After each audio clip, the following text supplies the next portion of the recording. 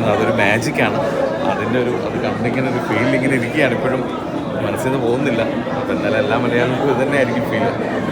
Anyway thank you so much. അതാണ് ഒരു വലിയ ഭാഗ്യം ഇന്ന് കിട്ടിയത്. അദ്ദേഹത്തിൻ്റെ ഒപ്പം ഇരുന്ന് കാണാൻ പറ്റി, അതുപോലെ തന്നെ സിനി സാറിൻ്റെ ഒപ്പം ഇരുന്നൊക്കെ കാണാൻ പറ്റിയത് തന്നെ വലിയ ഭാഗ്യമാണ്. അതിന് 10-ാം തീയതി റിലീസ് ചെയ്യാണല്ലോ. അപ്പോൾ എല്ലാവരും തീർച്ചയായിട്ടും തിയേറ്ററിൽ വന്ന് വീണ്ടും കാണുക.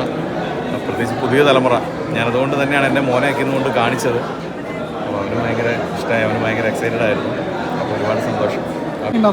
പിന്നെ ഭയങ്കര എക്സ്പീരിയൻസ് ആയിരുന്നു. കിരീടം ലാൽ സാറിൻ്റെ കൂടെയും സിബി സാറിൻ്റെ കൂടെ കാണാൻ പറ്റിയത് വലിയ ഭാഗ്യം, വലിയ പ്രിവിലേജ് ആയിട്ട് തോന്നി.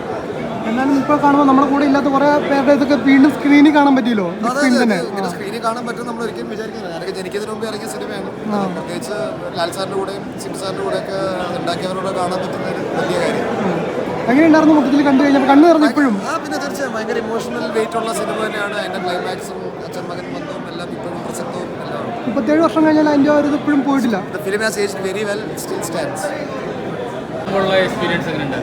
എന്താ പറയുക, ഞാൻ ആക്ച്വലി ലാലേട്ടനെ കണ്ടിട്ടുള്ള ഒരു എക്സൈറ്റ്മെൻറ്റിലാണ്. അടിപൊളിയായിരുന്നു. എൻ്റെ ആ പ്രായത്തിൽ എനിക്ക് കാണാൻ പറ്റിയിട്ടില്ല. സോ നമ്മളൊക്കെ ഇപ്പോഴും കാണണമെന്ന് ആഗ്രഹിക്കുന്ന സിനിമയൊക്കെ ഇപ്പം ഇങ്ങനെ റിലീസ് ചെയ്യുമ്പോൾ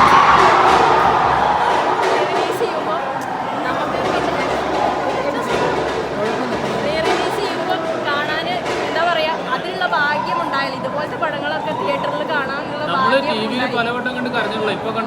കരഞ്ഞു. എനിക്ക് അതും കരഞ്ഞു. പിന്നെ ആ ആളെ നേരിട്ട് നമ്മളിങ്ങനെ തൊട്ടടുത്ത് കാണുവാണ്. അപ്പോൾ അതിൻ്റെ ഒരു എഫക്റ്റ് എന്ന് പറയുന്നത് വേറെ ലെവലായിരുന്നു.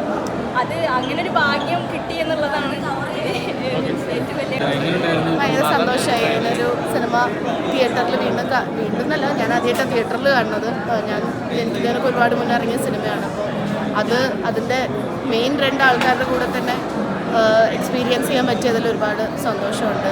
സിബി സാറിനെയും ലാൽ സാറിനെയും കൂടെ കാണാൻ പറ്റിയത് ഒരിക്കലും മറക്കില്ല.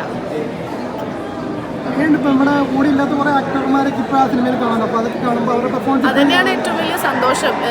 ടെക്നോളജിയുടെയും എല്ലാത്തിൻ്റെയും ഒരു ബ്ലെസ്സിങ് ആയിട്ട് തോന്നുന്നത് എനിക്ക് തോന്നുന്നു അതാണ്. നമ്മൾ ഒരുപാട് മിസ് ചെയ്യുന്ന ആക്ടേഴ്സ് ആണെങ്കിലും എല്ലാവരും ഓൺ സ്ക്രീൻ വീണ്ടും കാണാൻ പറ്റുക എന്ന് പറയുന്നത് ഭയങ്കര സന്തോഷവും ഭയങ്കര സങ്കടവും തോന്നി. പക്ഷേ സന്തോഷം തോന്നി അവരെ കാണാൻ പറ്റും. അത് പറഞ്ഞാൽ അതൊരു ചെറിയ സംഭവം അല്ലല്ലോ. സ്പെയിനിലെ സേതുമാധവനെ കണ്ട് ലാലേട്ടൻ കരയുന്നുണ്ടായിരുന്നു. ഞാൻ ശ്രദ്ധിച്ചില്ല. അത് നമ്മൾ സിനിമ കണ്ടോണ്ടിരിക്കുമ്പോൾ അത്രയും ഇൻറ്റു ദ ഫിലിമാണ് നമ്മളിത് കണ്ടോണ്ടിരിക്കും. ലാസ്റ്റൊക്കെ ഭയങ്കര ഇമോഷണൽ ആയിരിക്കുമല്ലോ.